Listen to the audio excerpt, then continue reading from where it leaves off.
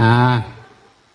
พุทธังเปิดธรรมังเปิดสังฆังเปิดพญานาคเปิดบารมีเปิดเงินเปิดทองเปิดด้วยนะโมพุทธายะนะมะพะทะจะพะกัสสะเงินไหลกองทองไหลมานะชาลิติอยู่เย็นเป็นสุขอายุวันโนสุขังพระลังโชคดีจ้าโอ้ยกระถา3 รอบครบดีเนาะพระพุทธพระธรรมพระสงฆ์น้ำมนต์นี่เป็นของหลวงปู่ศิลาหลวงปู่แพนหลวงปู่เวิร์น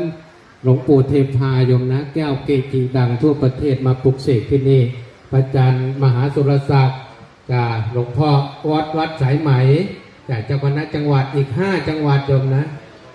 จ่าแมนจ่าเป็นมานี่ละจ่าหลวงปู่ศิลาหลวงปู่เวิร์นหลวงปู่แผนหลวงปู่เทพาเจ้าคณะจังหวัดกาฬสินธุ์เป็นกันมาเมื่อ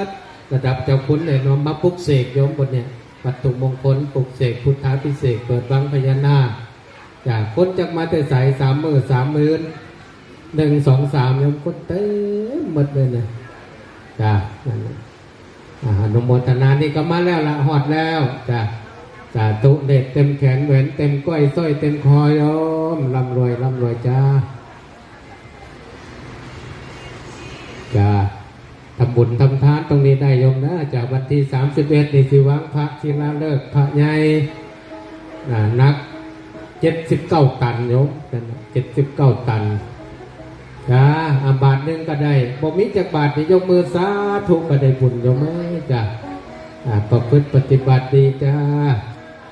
โยมยินดีต้อนรับโยมนะ